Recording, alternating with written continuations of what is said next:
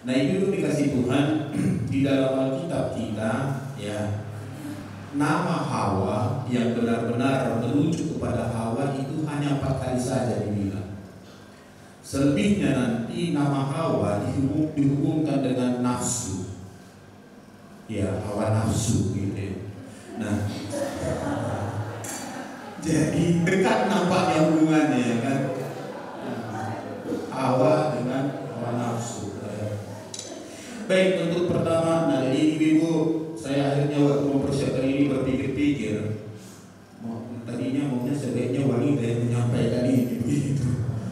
Jadi kalau nanti saya banyak misalnya atau berbagi dengan menghibur ibu-ibu, ya maaf karena saya. Jadi kalau mati mau dilempar, mau ditampar pun ya tolonglah selesai khotbah dulu ya. Jadi misalnya tersinggung, ya lalu udah apa saya selesai dulu khotbahnya. Ini firman Tuhan. Nah, untuk pertama mari kita lihat dulu firman Tuhan dari Kejadian pasal yang ketiga. Kita akan membaca secara bergantian ayat 1 sampai ayat 7. Kejadian pasal 3 ayat 1 sampai ayat yang ke-7.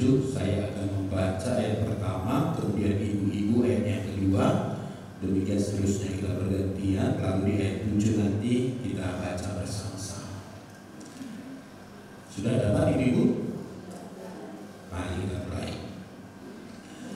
Adapun ular ialah yang paling cerdik dari segala binatang di darat yang dijadikan oleh Tuhan Allah. Ular itu berkata kepada perempuan itu, "Tentulah Allah berfirman, semua pohon dalam taman ini jangan kamu makan buahnya." Bukan? Ayat 2.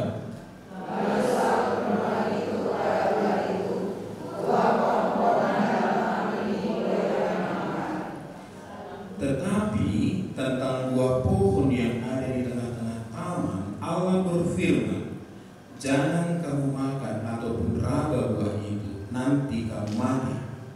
Tetapi buah itu berkata kepada perempuan itu, "Sekali-kali kamu tidak akan mati." Tetapi Allah mengetahui bahwa pada waktu kamu memakannya, matamu akan terbuka dan kamu akan menjadi seperti Allah, tahu tentang yang baik dan yang jahat. Perempuan itu melihat bahwa pohon itu baik untuk dimakan dan sehat keadaannya. Lagi pula pohon itu menarik hati kepada ibu yang kenyang. Lalu dia mengambil dari buahnya dan dimakannya, dan diberikannya juga kepada suaminya sama-sama dengan dia, dan suaminya pun memakannya. Bersama-sama, maka terbukalah mata mereka berdua, dan mereka tahu bahwa mereka telanjang. Lalu mereka menyimak daun pohon ara dan membuat salak. Nah, itu dia dikasih Tuhan. Saya awalnya waktu diberikan topik ini berpikir apa yang mau disampaikan dengan Hawa ini. Tadinya saya pikir sedikit saja yang mau disampaikan, tapi setelah saya baca Alkitab ya beberapa kali, lalu saya menemukan banyak sekali poinnya. Ini namanya bagusnya 2 kalinya, pertemuan 2 kali pertemuan ya. Ya, tapi hari ini kita akan bahas ya mungkin sekitar bisa sekitar 1 jam paling lama ya. Bisa ya Ibu ya? Bisa ya 1 jam. Soal ini tentang kaum wanita yang menyampaikan laki-laki gitu ya. Dan kita usahakan cepat juga ya. Nah baik, itu dulu dikasih Tuhan. Nah, arti nama Hawa ya, Hawa itu hidup. Ya, di dalam ayat yang ke-20, nah setelah mereka jatuh dalam dosa, Adam kemudian memberi nama ya kepada istrinya, itu ayat 20. Manusia itu memberi nama Hawa kepada istrinya, sebab dialah yang menjadi ibu semua yang hidup. Nah jadi dia disebut pemberi kehidupan, jadi seperti apa ya, dekat dengan sifat Allah itu ya, jadi pemberi kehidupan. Nah jadi dia hidup. Jadi dalam ada mitologi juga, dalam etimologi rakyat, ia dihubungkan dengan kata hayat atau hidup ya. Nah jadi dia ibu dari segala yang hidup. Nah itu arti katanya. Nah juga Hawa disebut perempuan. Jadi dua melekat dalam dirinya. Satu namanya Hawa, yang kedua dia disebut perempuan. Bahkan dalam bacaan kita tadi tidak disebutkan Hawa, masih perempuan. Ya, perempuan. Nah, jadi dia juga disebut perempuan, diterangkan sebagai lelaki putri. Ya, lelaki putri. Nah, itu dalam Kejadian 2 ayat 23. Ya, di sana dikatakan, lalu berkatalah manusia itu, inilah dia, tulang dari tulangku dan daging dari dagingku. Ia akan dinamai perempuan sebab ia diambil dari laki-laki. Nah, jadi itu menjelaskan asal muasalnya. Kalau Adam itu kita tahu dia dicipta dari debu tanah, ya. Tapi Hawa itu diambil dari tulang rusuk Adam itu. Nah, lalu kemudian Allah membawa ke satu tempat, lalu dibentuk menjadi satu pribadi yang berbeda dengan Adam dari segi postur tubuhnya, tetapi sama dalam kualitas rohaninya, segambar dengan Allah. Nah, ungkapan ini, jadi ungkapan kata perempuan itu menerangkan hakikat, yaitu bahwa ia membentuk kesatuan dengan laki-laki. Ya, jadi, nah ini nanti menjadi dasar hubungan suami istri. Ya kan? Ya, jadi Adam sebagai suaminya, lalu kemudian Hawa sebagai istri, rupanya dari satu daging. Tadi itu yang kemudian kita pahami orang Kristen. Jadi istilah perempuan itu menunjukkan kesatuannya dengan laki-laki. Nah, dan dia sebagai penolong kepada suaminya. Ibu yang dikasih Tuhan, jangan saya sengaja potong kata itu. Tapi sebenarnya yang lengkapnya di Alkitab tidak hanya mengatakan bahwa istri itu penolong kepada suaminya, bukan, tapi penolong yang sepadan. Kenapa? Itu maka banyak orang yang salah tafsir. Dia katakan kita ini kan penolong kepada suami kita. Berarti kalau penolong itu lebih hebat loh bagi yang ditolong. Kan ada yang mengajarkan seperti itu. Nah, itu makanya kalau ibu baca di pasal 2 ayat 18 misalnya, Tuhan Allah berfirman, tidak baik kalau manusia itu seorang diri saja. Aku akan menjadikan penolong baginya yang sepadan dengan dia. Nah, lalu nanti ketika Allah kemudian membawa Adam melihat ciptaan itu, memberi nama kepada binatang-binatang itu. Nah, lalu kemudian di 20 terakhir dikatakan, tetapi baginya sendiri ia tidak menjumpai penolong yang sepadan dengan dia. Nah, itu maka dalam penciptaan ibu yang dikasih Tuhan, kesetaraan itu sudah dibuat Allah. Di agama Kristen tidak ada emansipasi wanita. Ya, ibu, tidak ada. Kenapa? Dari dulu Allah menciptakan laki-laki dan perempuan itu sejajar, setara. Yang membedakan fungsinya. Jadi sampai kita terintip yang di luar sana, ya. Nah, memang kemudian dalam tradisi orang Yahudi, wanita itu dianggap lebih rendah dari laki-laki. Itu maka Alkitab kita ini pun ditulis dengan cara itu, termasuk dengan ketika Yesus memberikan mujizat itu misalnya. Maka yang dicatat siapa? Hanya laki-laki. Ya. Jadi ini penting bagi kita. Jadi kata perempuan itu menunjukkan bahwa dia diambil dari laki-laki, kesepadanannya dengan laki-laki dalam konteks ini, dalam konteks pernikahan, kesepadanannya dengan suaminya. Nah, ini menarik sekali. Jadi ibu saya banyak mengkonseling pasangan-pasangan yang mau menikah, ini selalu saya jelaskan, ya. Dan saya berharap ibu kalau nanti anaknya mau menikah, tolonglah konseling dulu. Jangan hepot hanya mempersiapkan adat berbulan-bulan akan bertahun, tapi konseling tidak diberikan. Dan biasanya kalau konseling hanya antara martupul dengan pemberkatan yang jaraknya maksimal 2 minggu. Apa yang bisa dipelajari 2 minggu? Kalau kita nanti belajar betapa banyaknya yang harus dipelajari, ini menjadi masalah kemudian. Kenapa banyak keluarga Kristen setelah menikah ribut? Jadi seperti ada persaingan antara suami dengan istri, berlomba apa yang paling hebat, apa yang paling hebat. Tidak memahami konsep dasar di dalam penciptaan ini. Jadi kata perempuan itu yang dikenakan kepada Hawa itu menunjukkan asal muasalnya, dan bukan tulang rusuk duluan dicipta, tetapi pribadi Adam ini. Ya walaupun banyak juga pernikahan sekarang ini lebih dulu diciptakan tulang rusuknya, ya kan? Ya karena banyak juga istrinya lebih tua dari suaminya, ya kan? Berarti maksudnya, berarti dulu diciptakan tulang rusuknya baru nanti lebih tua istrinya. Kalau di sini kan lebih tua suaminya, ya kan? Ini pasti ada beberapa jeda waktu antara Adam dicipta dengan Hawa dicipta. Mereka dicipta bukan bersamaan. Kalau kita lihat nanti urutan-urutan di dalam pasal 2 ini, Adam sudah dicipta, lalu diberi untuk kesempatan menamai binatang-binatang itu. Dan pada saat itu Hawa belum ada. Karena tadi pada ayat 20 dikatakan setelah Adam memberi nama kepada binatang-binatang itu, kesimpulannya dia tidak menemukan penolong yang sepadan. Lalu Allah kemudian membuat Adam tidur, lalu diambil tulang rusuknya, baru dibentuk. Nah itu maka ada konsep kalau boleh lebih baiklah suaminya lebih tua dari istrinya. Itulah latar belakangnya. Jadi kata perempuan itu ibu yang dikasih Tuhan. Maka di dalam konsep pernikahan orang Kristen, ya, bahwa suami istri itu dua tapi satu.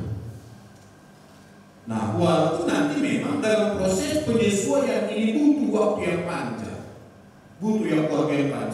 dan di dalam pertumbuhan karakter itu, penyesuaian karakter itu pekerjaan seumur hidup ibu yang dikasih Tuhan. Nah ini khusus bagi kita yang masih punya pasangan, ya kan. Nah kalau ibu yang sudah duluan berangkat ya sudah selesai, ya kan. Perlu lagi ada penyesuaian sih, sudah selesai. Tapi kita ini yang masih, ya ibu yang masih punya suami, ya, saya punya istri, itu terus bertumbuh, masih penyesuaian itu kadang-kadang ribut gitu ya. Udah masih ribut gitu. Kenapa? Itu nggak ada masalahnya. Nggak gampang proses penyatuan ini. Nah ada salah satu konsep dalam pernikahan itu, pernikahan adalah penyatuan dua pribadi yang berbeda menjadi satu. Nah bagaimana? Berbeda tapi satu. Dari segi kostum tubuhnya berbeda, dari cara dia menyikapi masalah berbeda. Nah tapi Allah tidak salah ketika memadukan itu. Kenapa? Karena kalau ini ditata dengan baik, justru menghasilkan kekuatan yang luar biasa. Nah oke, itu kata perempuan, dan itu yang lebih dominan kita lihat dipakai di dalam Alkitab ini ketika itu mengacu kepada Hawa. Nah itu dikasih Tuhan, Alkitab kita ini menarik. Penulisannya itu bisa menolong kita nanti untuk menafsir dengan benar. Nah Kejadian 1 dan 2 itu satu kesatuan, itu disebut dengan pradosa. Ya, jadi kalau nanti kita baca di Alkitab Kejadian 1 dan 2 itu manusia jatuh ke dalam dosa.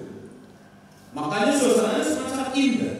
Lalu Kejadian 3 sampai Wahyu pasal 20 itu manusia sudah jatuh ke dalam dosa. Dan di sana kita lihat bagaimana intervensi Allah untuk menyelamatkan manusia itu, dan bagaimana dampak kehidupan manusia yang tadinya berdosa lalu kemudian dipulihkan.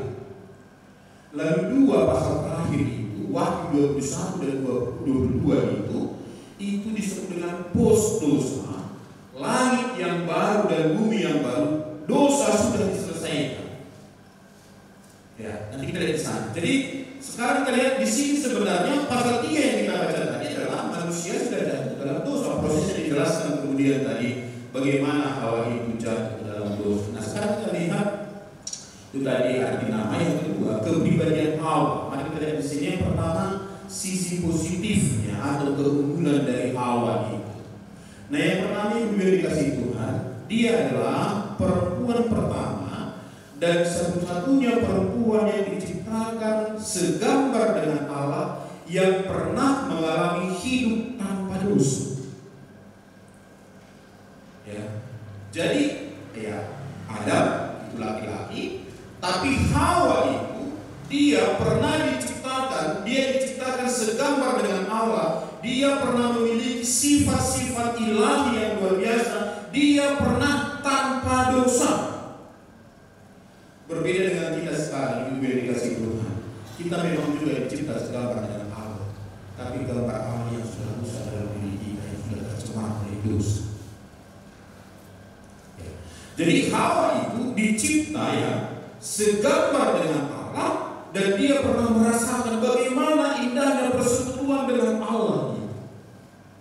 Nah ini itu dikasih Tuhan. Kalau baca dalam Kejadian 1 dan 2, ketika Allah itu nanti pasal-pasal ini kita baca, lalu Allah datang berjalan-jalan di taman itu bukan kali pertama. Jadi manusia pada saat itu, Adam dan Hawa itu biasa bercakap-cakap dengan Tuhan. Ya orang sudah dijelaskan di sini, bergaul, bukan hanya berdoa pengertian kita biasa. Nah buktinya tadi waktu Allah misalnya datang kepada Adam setelah diciptakan lalu berangkat, kemudian lalu Allah datang, oke, kasih nama kepada binatang ini. Berarti kan berbicara ya. Lalu dibuat anak ini, lalu diambil tulang rusuknya, bawa ke sana, lalu dibawa lagi, pertemukan mereka. Ketika bertemu, Adam itu terheran-heran, inilah dia tulang dari tulangku dan dari dagingku. Biasa mereka bercengkrama. Jadi Hawa itu sebagai seorang wanita pernah menikmati indahnya keintiman bersama dengan Allah yang Maha Kudus itu, pencipta langit dan bumi. Itu hebat. Lalu yang kedua, saya harus kita bahas judulnya. Yang kedua, dia adalah seorang istri yang pernah mengalami kesempurnaan kebahagiaan hidup bersama dengan suaminya Adam di Taman Eden, tanpa kekhawatiran tentang pemenuhan kehidupan sehari-hari. Ini untuk dikasih Tuhan. Yang paling merindukan kita, saya dan ibu bahagia bukan kita, tapi Allah kita itulah yang paling merindukan ciptaannya itu mengalami kebahagiaan puncak. Itulah sebabnya ketika Allah menciptakan dunia ini, Allah tidak menciptakan Adam dan Hawa pada hari pertama. Walaupun mereka adalah tujuan utama dari penciptaan itu, tapi tidak diciptakan pada hari pertama.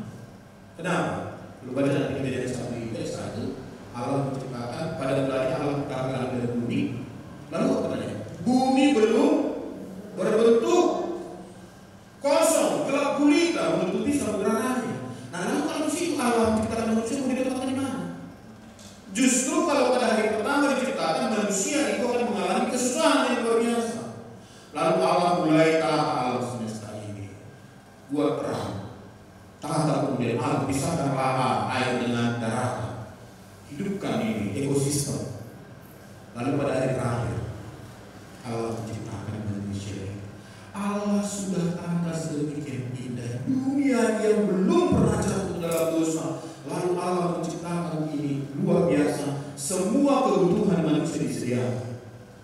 Ada pohon kehidupan di sana, ada pohon yang bijinya, buah-buahannya itulah yang menjadi makanan manusia ini. Jadi tinggal petik di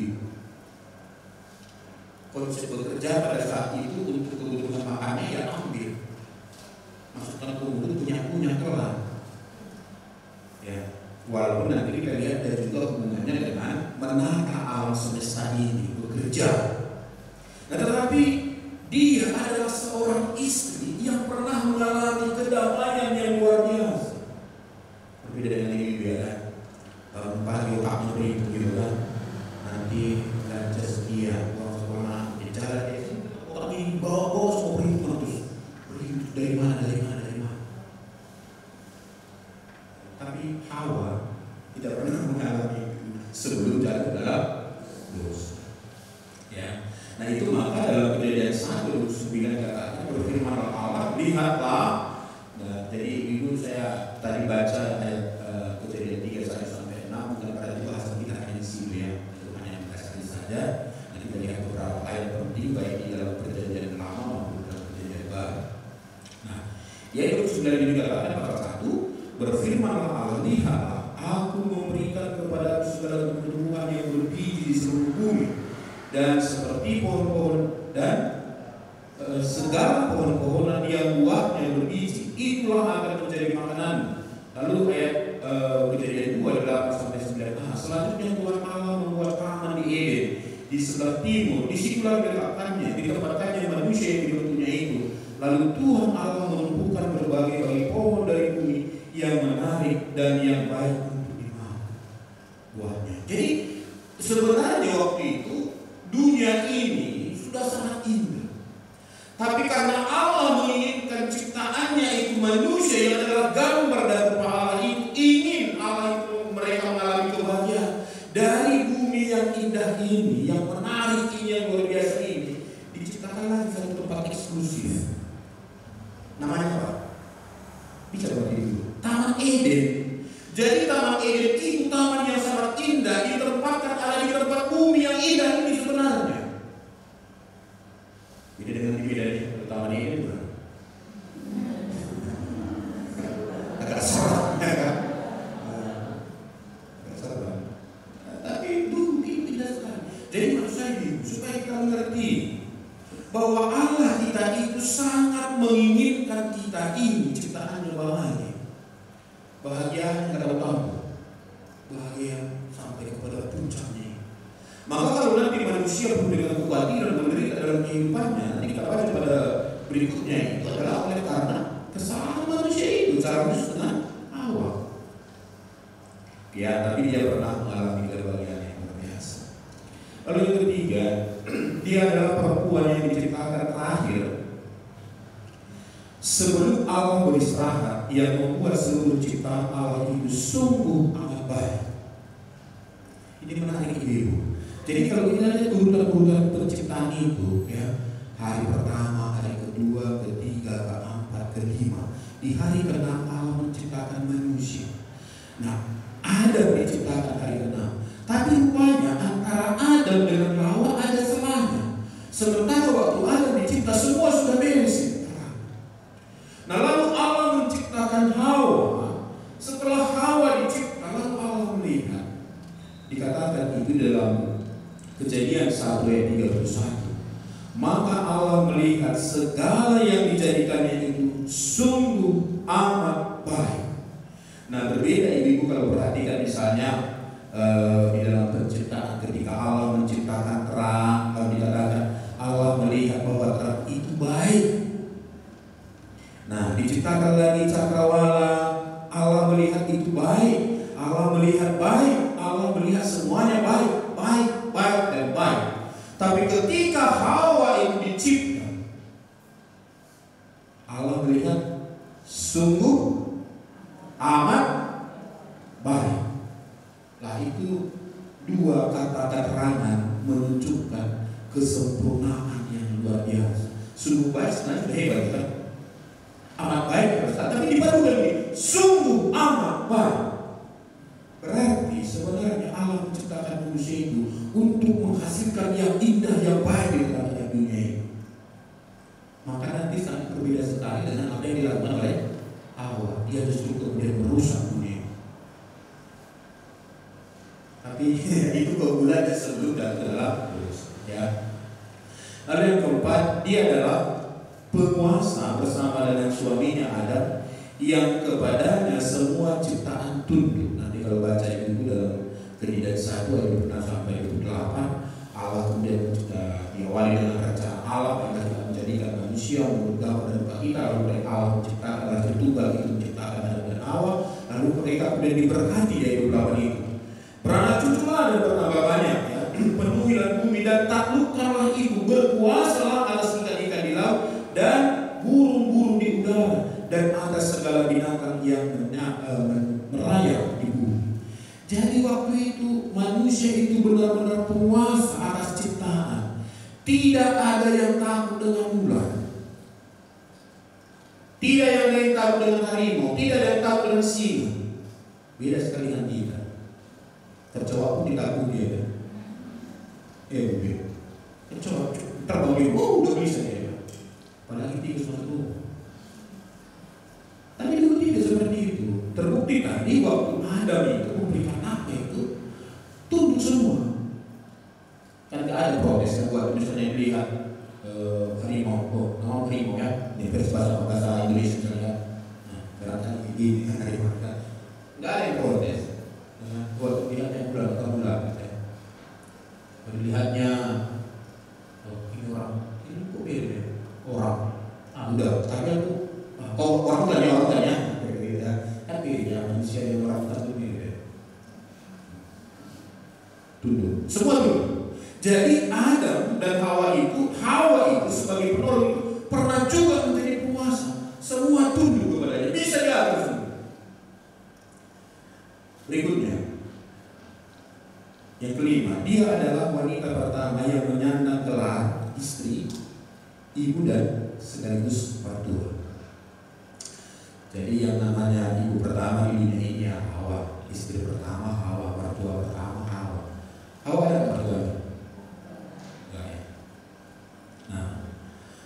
Nah maka berikutnya kita lihat dia adalah satu-satunya perempuan yang terbebas dari konflik menantu dengan mertua. Wah hebat dia, nggak ada mertuanya. Ibu ada yang konflik dengan mertua? Ya, jangan salahkan mertuanya. Ya. Kalau kita menghadapi orang yang berbeda dengan kita, jangan tunggu nanti mereka berubah, kita lah yang berubah. Ada kisah ini katanya di Cina begini. Ada konflik besar terus menerus antara menantu dengan mertua. Lalu akhirnya menantu ini saking bencinya, dia menemui seorang tabib. Lalu dia bilang sama tabib ini, Pak Tabib, aku gak tahan lagi dengan mertua ini. Lalu dia tanya, kenapa? Aku ingin supaya dia mati. Kejam ini lagi. Oh iya, terus apa yang saya lakukan? Tolong Pak Tabib, buat ramuan racun supaya saya racun ini mertua ini biar mati. Oh iya, oke baiklah. Lalu kemudian tabibnya meramu ramuan lalu diberikan. Nah, ini ramuannya, ini racunnya. Tapi ada syaratnya waktu kamu memberikannya. Nanti kalau langsung kamu kasih sekaligus mati tiba-tiba berkasus, kamu bisa tahuan. Nah, berikanlah pelan-pelan sedikit tiap hari. Tapi setiap kali kamu kasih, ya kamu harus sopan. Wajahmu harus ceria, sama mertuamu, sama perajinan. Nah, kalau apa ada kan? Oh rajinan saya ada minum teh ya nah. Gitu, kasih, udah dikasih jadi ramuan, disapa. Nah, terus seperti itu, tiap hari, akhirnya sampai 1 bulan. Akhirnya dia pun kemudian bingung, kok ini mertua ini kok orang sayang kepada aku ya? Aduh, mau mati nanti. Karena dia ini 1 bulan mati loh. Lalu kemudian buru-buru dia supaya lagi tabibnya. Pak, tolong buatkan dulu penangkal racun ini. Aku gak enak kalau mertua aku mati. Kenapa banyak? Udah baik kan sekarang, kan menghukum kami kayak ibu dengan baunya. Terus bingung. Lalu tabibnya bilang, iya, syukurlah. Sebenarnya aku kasih itu gak racun.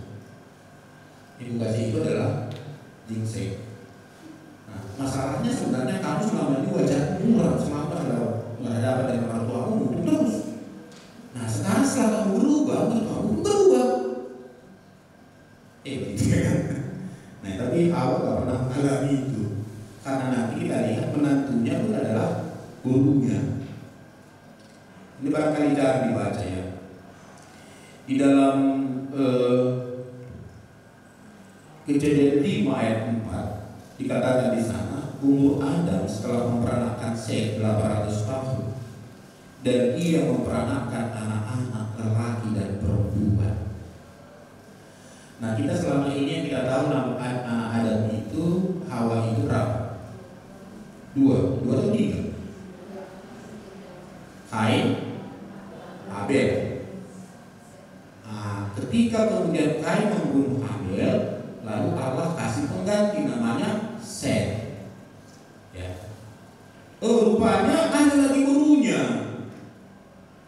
Ini kita mencatat ini.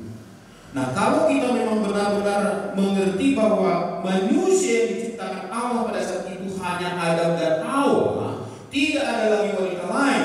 Berarti memang pada saat itu manusia itu menikah dengan saudaranya.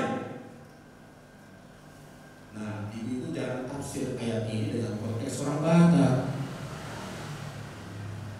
Jangan tafsir konteks ini dengan manusia yang sudah jatuh dalam dosa. Ibu pernah gak lihat burung merpati ketika dia bertelur? Ada yang melihat burung merpati? Lebih saya coba dipelihara dulu ya. Kita ada penelitian dulu ya. Lalu nanti perhatikan, kalau merpatinya bertelur, berapa telurnya biasanya? 2. Dan itu sudah pasti 1 jantan 1 betina. Lalu waktu nanti dalam perjalanan hidup merpati itu, inilah yang kawin nanti. Dan tidak akan pernah kepada yang lain. Itu maka dalam pernikahan sering dibuat gambar merpati. Ibu tahu kenapa itu? Setia. Dan itu sudah mulai dari ketika ada mereka dari telur sampai kemudian menjadi anak merpati. Pernah ya? Jadi jangan pula nanti kita tafsirkan siapa istri si kayaknya, siapa istri si Setia? Kayaknya ada wanita lain. Ada yang merasa pulang itu belum-belumnya? Oh, nggak ada.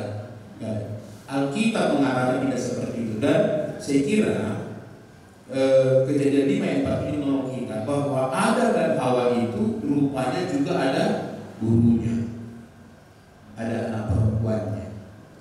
Nah, jadi tadi Hawa itu tidak ada mertuanya, buah sadar.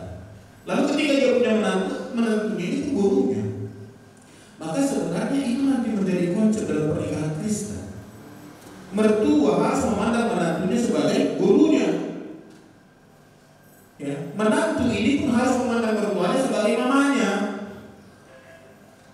Kami di Papa, makanya saya nggak berdiri waktu saya bilang nomornya kan kalau Papa, jadi itu gimana nomor itu loh gitu kan ya?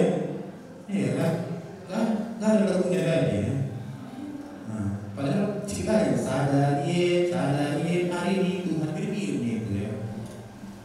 Oke, nah jangan ditafsir nanti ini kalau kami di mertuanya saya panggil pulang, harus pulang katanya, harus ngaburu bisa nanti bilang itu ya. Kalau juga ya si Madun juga, tapi Batak Toba itu luar biasa. Dia memanggil mertuanya Amang dan Inam. Oke. Itu sebenarnya perlu kita contoh. Dan ini sebenarnya mau diajarkan di dalam Alkitab kita ini. Maka salah yang orang Batak menguli bahwa asal lu berbeda kan? Iya. Disuruh ke anaknya kau supaya datang perempuan lain supaya ada teman berantem. Mas begitu proses pernikahan. Maka akhirnya yang betul-betul seperti itu. Tapi tidak demikian tadinya konsep awal tentang pernikahan. Ya, tapi yang kita ini sebagai semuanya kan gak lain dari mana. Yang ketujuh, dia adalah seorang wanita yang kreatif, yang berusaha menutupi aib keluarga. Ini menarik di dikasih Tuhan. Ketika mereka jatuh dalam dosa, ketika Hawa itu membawa dosa masuk ke dunia ini, mereka sadar bahwa mereka telanjang. Lalu dalam Kejadian 3 ayat 7 dikatakan, maka terbukalah mata mereka berdua dan mereka tahu bahwa mereka telanjang. Lalu mereka menyemat daun pohon ara dan membuat cawan. Mereka menutupi aibnya. Walaupun nanti Allah lihat cawan hasil produksi mereka itu sangat tidak baik, diganti nanti dengan kulit binatang. Tapi ada satu pesan di sini, dia kreatif dan juga tidak mau membuka aib keluarganya. Ibu, banyak ibu yang kemudian mengumbar ya, paling buka rumah keluarganya. Kalau suamiku, aku berkelani, banyak kali cerita di rumah. Ya, mertuaku, ibu mertuaku meninggal. Hawa itu berjuang menutupi kelemahan mereka. Walaupun kita di sini yang dilakukan itu tidak sempurna, tapi itu satu poin penting bagi kita sebagai keunggulan daripada Hawa ini ya.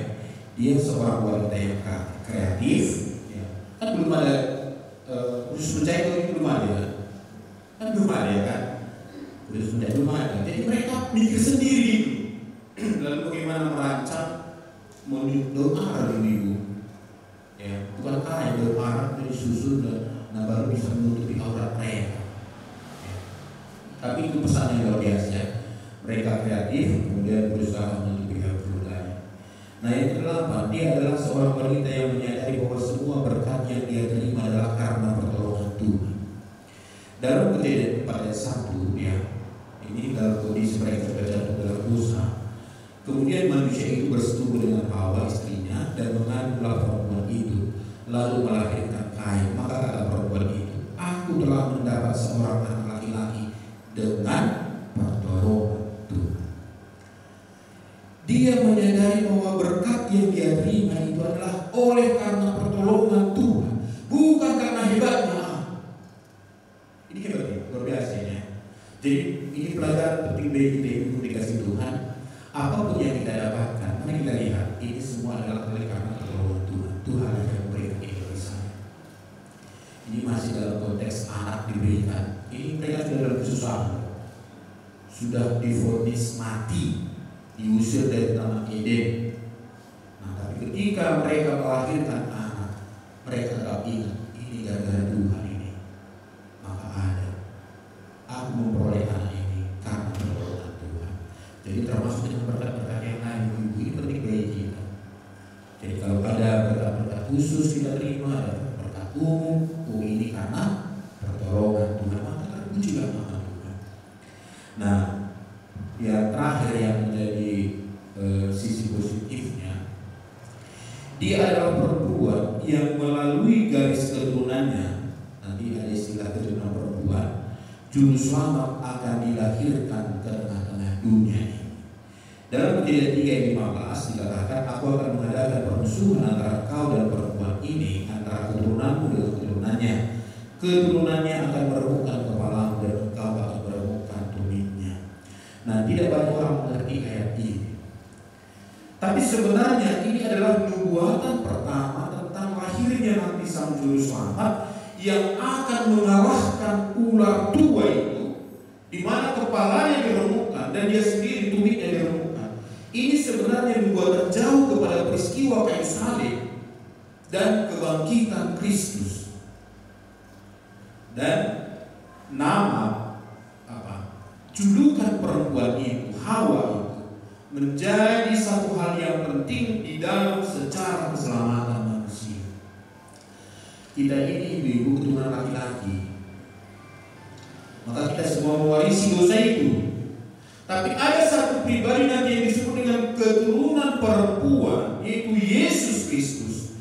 Dialah yang akan menyelamatkan Adam dan Hawa dan manusia setelah Adam dan Hawa dari semua dosa dan pelanggarannya. Dan saya ada chartnya ini sangat bagus kita lihat. Misalnya kalau kita ketemu dengan ayat dalam Kisah Para Rasul 4 ayat 12, dan keselamatan tidak ada dalam siapapun juga selain dalam Dia. Sebab di bawah langit ini tidak ada nama lain yang diberikan kepada manusia yang lain yang tidak dapat diselamatkan. Nah, sekarang mesti dikatakan itu Yesus. Yesus satu-satunya juru selamat. Nanti ada orang mengatakan, nah itu kan agama dia.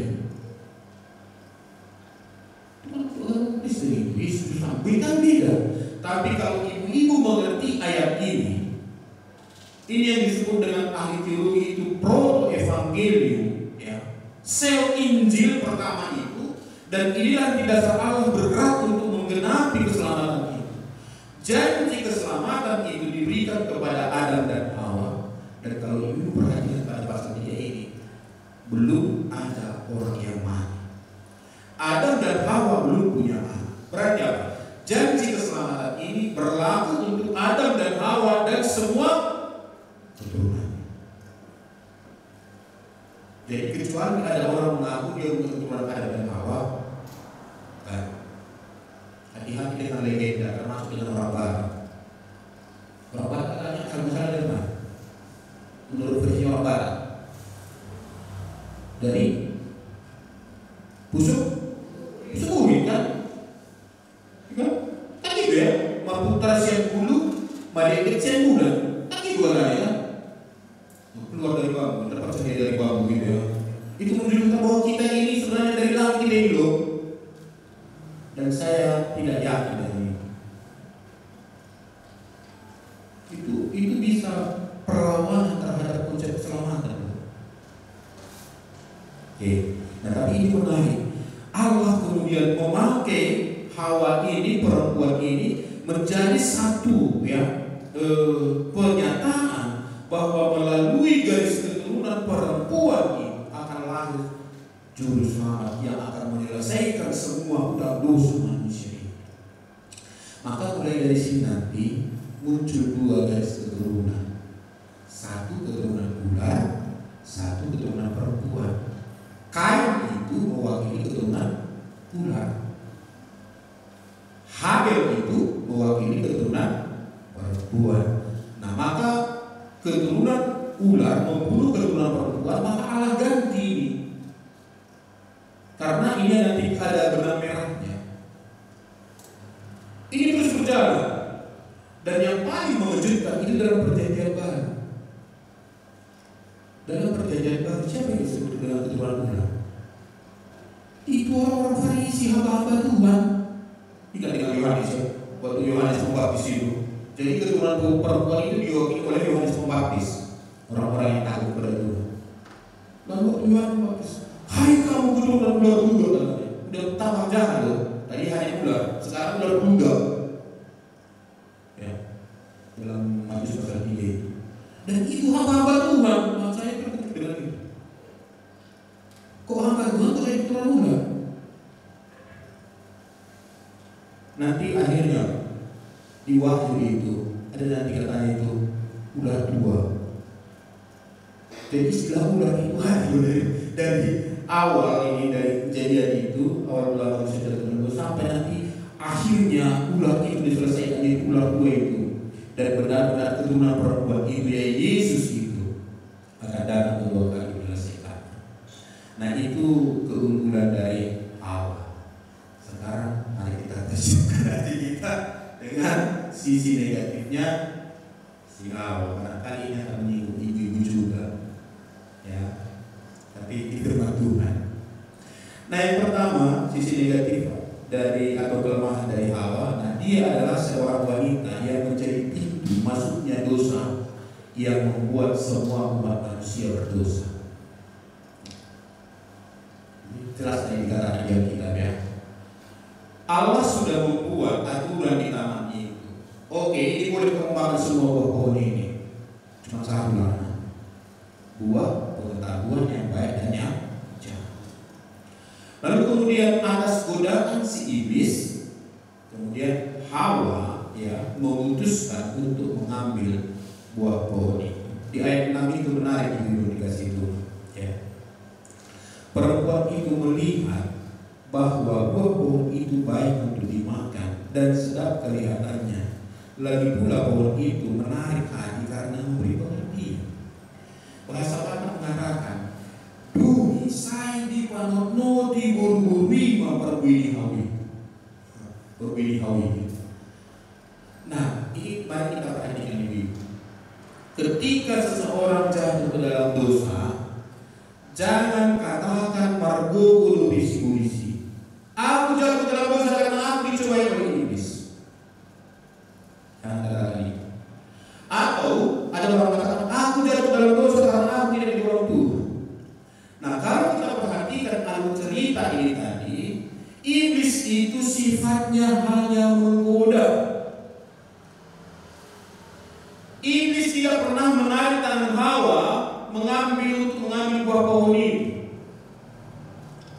Allah pun sebenarnya sudah menolong Hawa di sini dengan mengingatkan firman Tuhan. Ibu, Allah tahu bahwa itu ada dan Hawa itu sedang digodai oleh iblis. Tahu. Maka dia tolong dengan mengingatkan firman-Nya. Tapi kemudian dia memutuskan untuk melakukan pelanggaran itu adalah Hawa sendiri. Maka setiap orang jatuh dalam dosa itu adalah keputusan sadar dari orang ini. Jangan salahkan iblis. Nah, itu masalah di sini kemudian. Kenapa dengan di ayat berikutnya? Kenapa mereka tidak minta ampun dosa kepada Tuhan ketika mereka sudah melakukan pelanggaran ini? Mereka tidak melihat itu sebagai kesalahan dari utama Hawa. Ular itu kan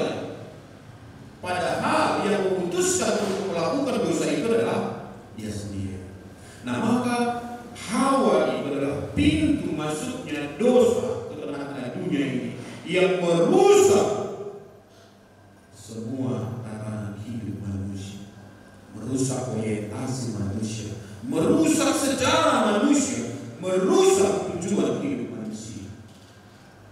Ibu-ibu, ini pelajaran penting bagi kita. Jangan ibu-ibu menjadi pintu masuk dosa ke tengah-tengah rumah tangga. Bisa loh, gara-gara Pak, itu tetangga kita beli mobil ya? Gitu ya.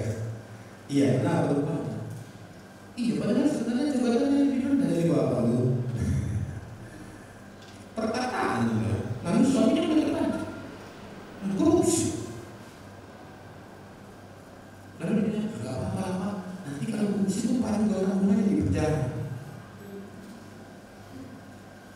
Hati-hati. Yang kedua, dia adalah seorang wanita yang meragukan kebaikan Tuhan. Ya, dalam Kejadian 3 ayat 4 sampai 6 akan kita lihat ini memang dimulai oleh apa ya? Seperti sokrapi sebenarnya yang dilakukan oleh ular ini ya. Ya jelas dikatakan di sini itu juga tericikan si iblis ya. Jadi ular ini kan sebenarnya apa ya? Hewan yang dipakai iblis untuk menggodai Hawa. Nah, kenapa? Karena ular itulah binatang yang paling cerdik, ya, cerdik pakai ekspresinya. Nah, dia pakai ini seperti terapi. Tentulah Allah berfirman, semua pohon dalam taman ini jangan kau makan buahnya, bukan? Memang begitu firman Tuhan? Tidak. Justru semua pohon ini yang kami boleh kau makan buahnya, kecuali, kan ini kira-kira ya. Tapi iblis tidak. Dia membelokkan kebenaran. Dia adakan modifikasi, ya. Lalu kemudian berlanjut dia begitu. Allah menjawab, ya. Lalu saud perempuan itu pada lagi buah pohon-pohonan dalam taman ini boleh kami makan, tetapi tentang buah pohon yang ada di tengah-tengah taman itu, tengah taman Allah berfirman, jangan kau makan ataupun meraba buah itu, nanti kau mati. Ya betul. Itulah cara Tuhan untuk menolong Hawa. Jadi diingatkan firman-Nya. Nah, lalu iblis ngomong lagi. Nah, ini sebenarnya ibu salah satu poin penting dalam kehidupan kita ini. Jangan pernah buka dialog dengan iblis. Dan ini ditunjukkan Tuhan Yesus ketika Yesus dicobai. Ya, ketika Yesus dicobai, jadi kalau begini menjadi roti, lalu saudara manusia itu kan dari saya. Tapi dari setiap firman Tuhan, dia tidak bilang kenapa mesti ini? Enggak gini kata Yesus. Sampai akhirnya nanti ketika dia coba lagi, kalau sekarang jadi gitu. Nah, tapi Hawa di sini tidak seperti itu. Nah, makanya dia ada istilah dia diperdaya. Nah, lalu keempat, tetapi kalau kita berkata kepada perempuan itu, sekali-kali kamu tidak akan mati. Ini langsung dia lawan firman Tuhan. Enggak betul boleh mati.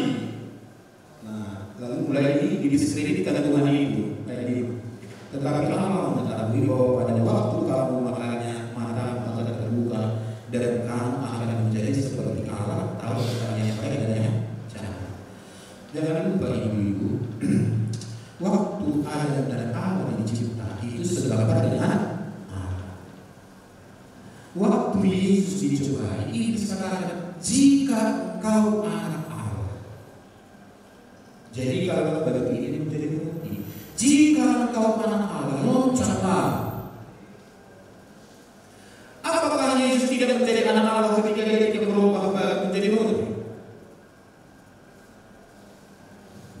Kayak dulu kakaknya anak ya, kalau benar-benar berani tidak. Jadi kalau kita itu kok berani kita? Kalau kau coba kalau kopi kawan, gitu. Jadi kira-kira gitu. Ini sepakat itu. Jika kamu anak Allah, ini Allah benar-benar juga. Kamu akan menjadi seperti Allah. Ini Allah dicipta segambar dan serupa dengan Allah. Nah, jadi ya. Lalu dia sudah terkecoh. Iya, Allah ini sembunyi-sembunyi. maka dia kemudian terpengaruh lalu kemudian mengambil buah pohon ini. Saudara, ini pun dikasih Tuhan, jangan pernah meragukan kebaikan Tuhan. Identitas diri Allah kita itu adalah salah satunya adalah Allah yang baik. Allah itu tidak bisa tidak berbuat baik kepada kita. Kenapa? Ini adalah dari diri Allah. Maka salah kita ibu kalau kemudian meragukan kebaikan Tuhan dalam kehidupan kita, meragukan kasih setia Tuhan dalam kehidupan kita. Nah, tapi memang nanti iblis akan menyuntikkan itu. Ini katanya Tuhan itu terlalu tepat waktunya. Ini kamu dasar kasih salam kepada musuhku. Ini kamu musuh ekonomi, anakmu butuh dana, ada dong.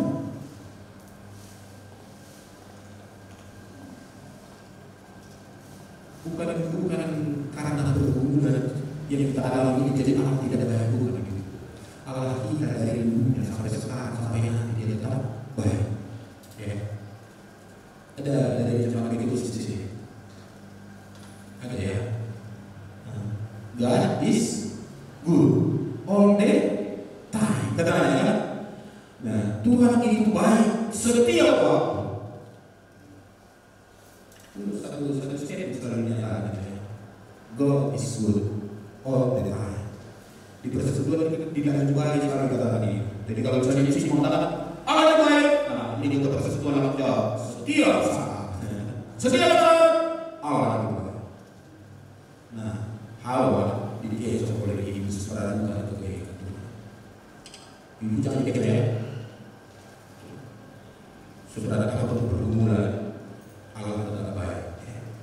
Yang ketiga, dia adalah seorang wanita yang lebih menuruti kehendak dagingnya daripada menuruti kehendak Tuhan atau firman Tuhan. Di pasal jadi ayat 6 tadi ya, dia memandai buah pohon itu di padang Nol. Nah lalu mari kita perhatikan kata-kata firman Tuhan dalam ayat 6 pasal 3 yang kita baca tadi dulu ya, bagian A. Dan katakan di sini, perempuan itu melihat bahwa buah pohon itu baik untuk dimakan dan sedap kelihatannya, lagi pula pohon itu menarik hati karena memberi pengertian. Nah, inilah masalah kita ibu, dan saya kira wanita juga banyak terjebak di situ, dijebak oleh apa yang dia lihat. Maka ada istilah lapar, dia laparnya lapar mata katanya. Maka kalau prasmanan gitu kan, dia apa gitu? Waktu makan dia baru bingung. Aduh, gimana kan ini? Ada waktu belajar, bingung gitu kan. Sampai waktu dia sampai dulu, siapa tadi yang beli ini? Kok ada ini? Padahal dia yang belajar. Makanya firman Tuhan mengingatkan keinginan mata. Kita dicobai oleh keinginan mata. Keinginan daging dan keakuan hidup. Nah ini muncul dalam diri Hawa kemudian. Dia mengutamakan marahnya melihat keadaan, mengabaikan firman Tuhan, mengutamakan rasanya, mengabaikan firman Tuhan, hatinya menarik hati. Ini bukan masalah hidup. Mari kita belajar di sini. Yang terutama adalah kesetiaan kepada Tuhan. Penggoda itu selalu ada membujuk pada kita lewat cara kita ini, keinginan kita. Tapi ketaatan kepada firman Tuhan itulah yang terutama. Yang keempat, dia adalah seorang wanita yang tidak waspada dengan budaya dan bujuk rayu iblis sehingga ia jatuh dalam dosa. Nah, itu tadi kita baca dari ayat 1 sampai 6. Nah, dan hal ini dalam perjanjian baru diingatkan oleh Rasul Paulus kepada jemaat Korintus. Beliau berkata begini, tetapi aku tahu kalau pikiran kamu disesatkan dari kesetiaan kamu yang sejati kepada Kristus, sama seperti Hawa yang diperdayakan oleh ular itu dengan kelicikannya. Kita rentan dengan situasi bukan hanya orang Hawa laki-laki juga, tapi hari ini kita diajar waspada. Iblis itu adalah musuh yang sudah dikalahkan, ya, di kayu salib dan kebangkitan Kristus itu, iblis sudah dikalahkan. Firman Tuhan mengatakan, hai maut di mana? Senang. Coba dia udah akal. Tapi jangan lupa, biarpun dia musuh yang sudah kalah, kalau kita tidak waspada, kita tidak bisa kena semangatnya. Ya, jadi kalau kalian di kampung, kalau mau ular, kalau ular hati-hati, jangan ketika lewat situ, jauh. Bisa saja ekornya kemudian nanti mengebas senangnya. Memang sudah mati, dia tidak bisa gerak lagi, kepalanya tidak bisa lagi gerak, tapi ekornya bisa. Nah, iblis itu musuh yang sudah kalah, tapi dia pakai tipuan untuk melawan. Jadi kalau dulu iblis itu digambarkan dengan tokoh yang sama, ya, sekarang tidak lagi. Iblis sudah tercatat di Kemayu, ya. Hati-hati jangan tertipu. Lagi, atau kita jelaskan di sini. Ya. Yang kelima, dia adalah seorang istri, ya, yang menyeret suaminya jatuh ke dalam dosa.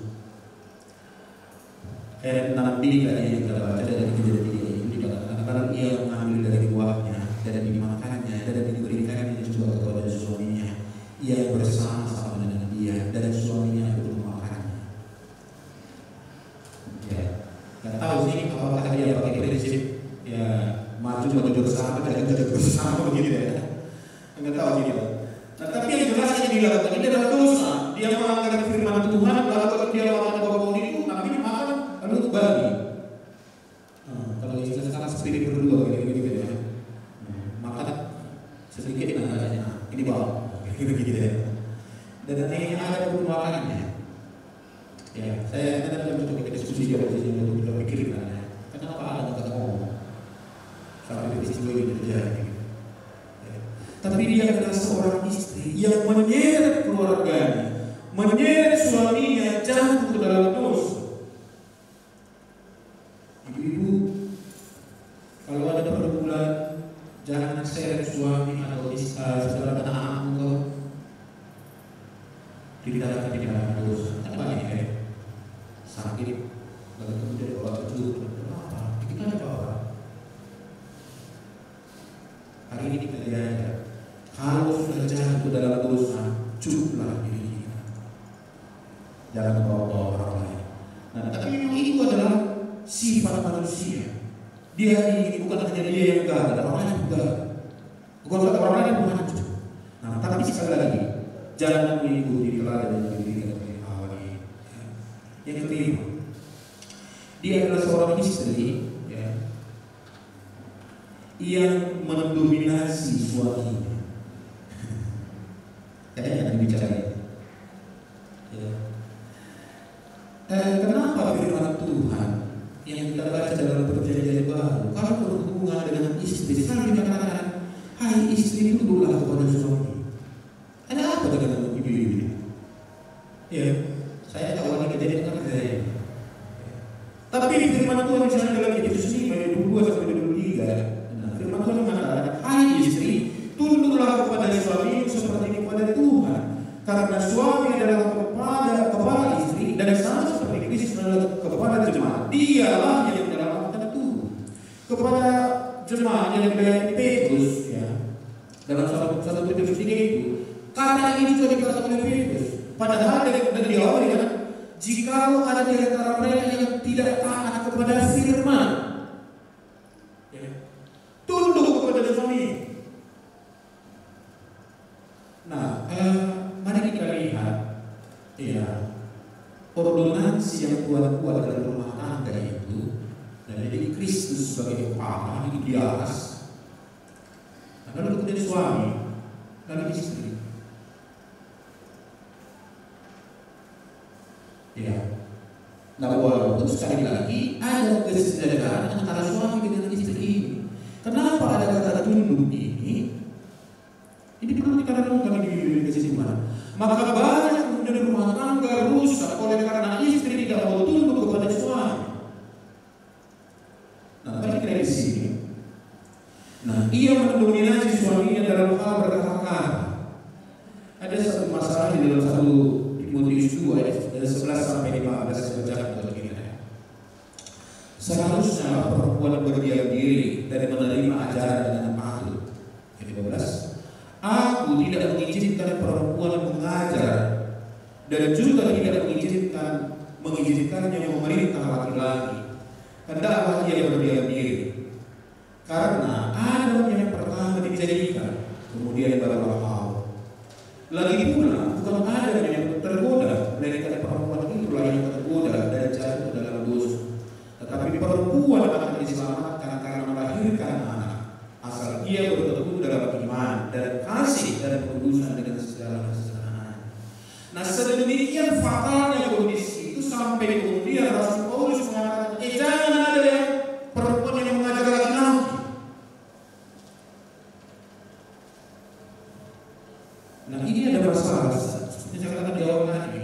Kenapa sampai terjadi perbuatan dosa ini? Ada satu kata pun tidak bicara. Jangan-jangan ada yang bicara. Ya kan? Waktu ada bicara, atau kasih lagi. Ini benar-benar saya agak apa ya? Agak program dari ini membuat begini. Karena ini tidak suci. Tapi melihat fakta ini, masa sehebat itu masalah yang sudah dialami oleh istrinya, ini kan masuk kepada pelanggaran yang luar biasa terhadap firman Tuhan. Tapi kenapa satu kata-kata tidak ada? Bahkan ketika dikasih sebagai penolong semangat.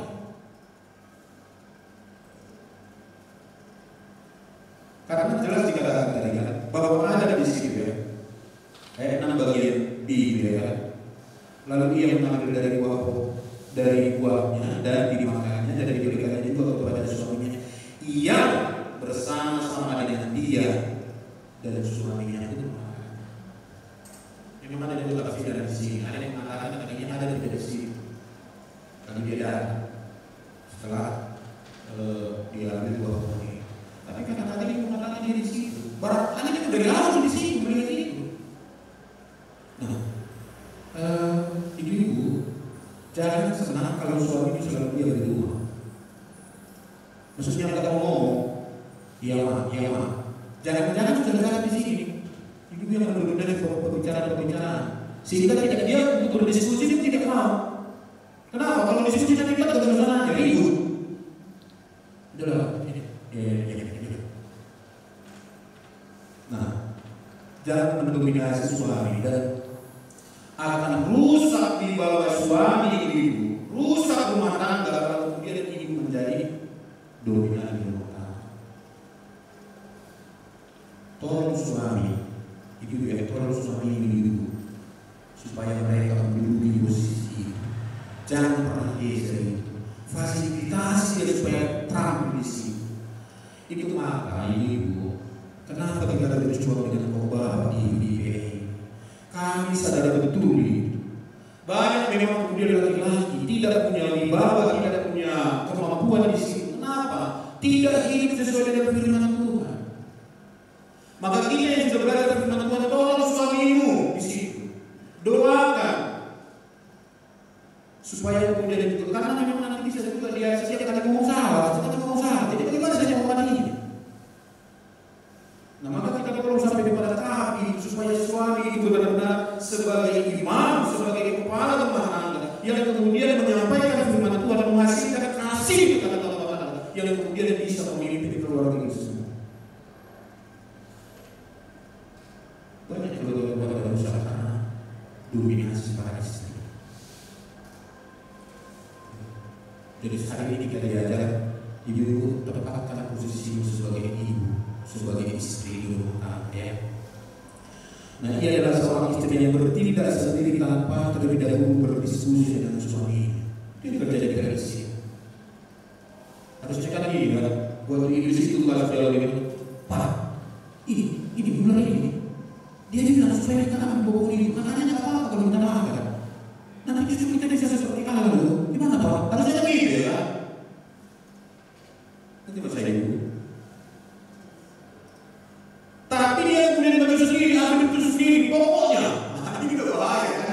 Kalau sudah seperti ibu bilang pokoknya Pak, laki-laki kita ada rekomendasi hadis, dia mana kan? Kalau sudah sampai kata pokoknya. Nah ini pelajaran penting bagi kita. Jadi jangan mendominasi apa kata di jalan ya.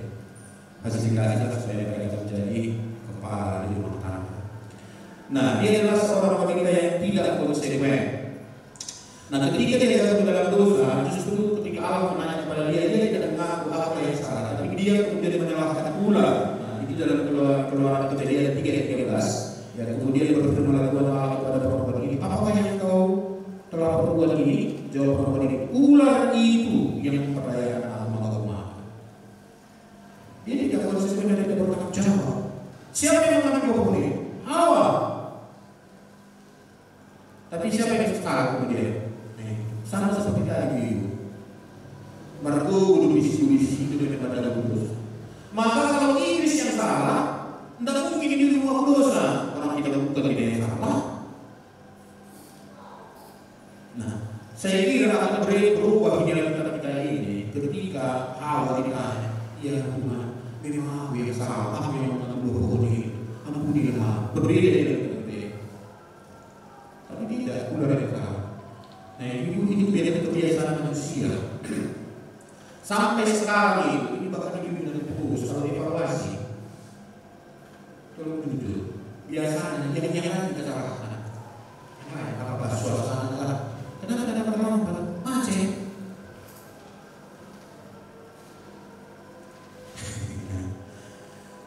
Iya. Gimana? Betul gimana? Tapi harusnya sudah ada di fase sini ya. Itu datang lagi itu. Enggak. Sekarang mari belajar bertanggung jawab. Kita yang melakukan kesalahan, kita yang harus bertanggung jawab. Lalu ia mencoba lari dari Tuhan. Ketika dia melakukan dosa, dia berupaya bersembunyi dari Tuhan. Tidak gentleman belum laki-laki. Harusnya dia datang kepada Tuhan. Tuhan harus salah. Tapi mereka kemudian bersembunyi di balik pohon ini.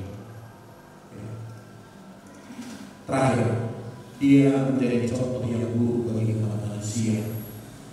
Seperti saya katakan di awal tadi, nama Hawa itu dalam kitab yang benar-benar menunjuk pada Hawa itu hanya 4 kali disebutkan dalam Alkitab, 2 kali dalam PL, yaitu Kejadian 3:20 dari pasal 4 ayat 1, dan 2 kali dalam Perjanjian Baru dalam 2 Korintus 11 ayat 3 dan 1 Korintus 2 ayat 13.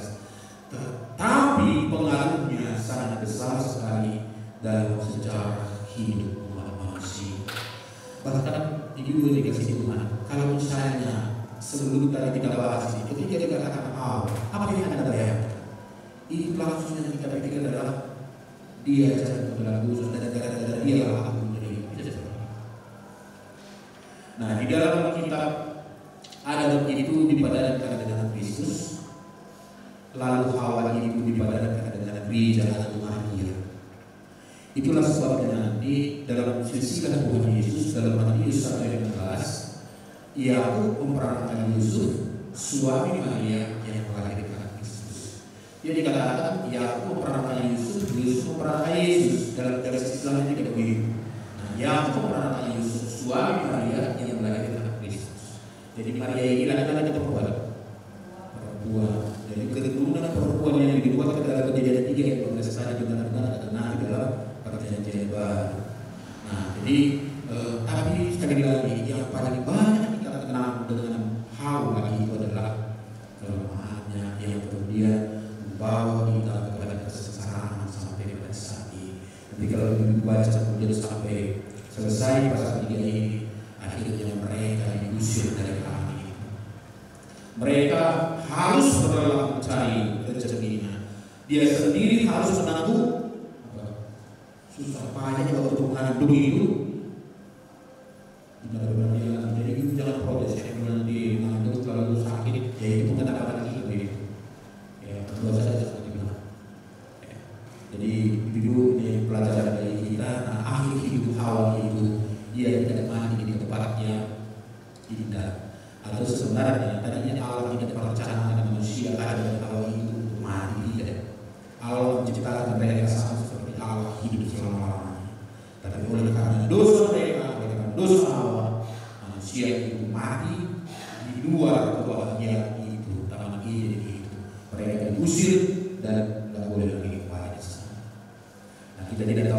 apakah Hawa itu beriman kepada janji keselamatan itu, ada itu nanti kita ada di surga ya. Ketika nanti ya, puji Tuhan kalau nanti Hawa ada di sana ya. Mudah-mudahan kita percaya kepada janji nubuatan tadi. Nah, ini juga pelajaran dari kita. Nah, kiranya apa yang kita dengarkan bersama pada ini benar sekali bentuknya. Nah, biarlah kita pelajari hal-hal yang positif, hal-hal yang negatif itu bukan untuk kita ikuti, tapi kita hindari. Nah, Tuhan memberkati. Amin. Kita berdoa. Bapak, terima kasih kami boleh belajar firman Tuhan tentang satu tokoh yang penting di dalam Alkitab, Hawa, yang menjadi pelajaran penting bagi kami pada malam hari ini. Ada hal-hal yang membanggakan dari dalam diri Hawa ini yang menjadi contoh bagi kami, maka biarlah kami juga boleh mengikutinya. Tetapi ada juga hal-hal yang negatif yang menjadi contoh yang tidak perlu kami contoh di dalam kehidupan kami. Ajar kami Tuhan dari pelajaran ini, mawas diri, waspada, sehingga kami tidak terkecoh oleh tipu daya iblis, dan kami boleh menempatkan diri kami sebagai penolong yang sepadan terhadap suami kami masing-masing, menjadi istri yang tidak mendominasi suami, tetapi yang menolong suami, yang tunduk kepada suami, yang menghormati suami, yang menempatkan mereka pada posisi yang seharusnya seperti yang Tuhan maksudkan. Dan ajar kami, tolong kami supaya kami pun memfasilitasi suami kami masing-masing ada pada posisi tersebut. Terima kasih Tuhan untuk kebenaran. Pujilah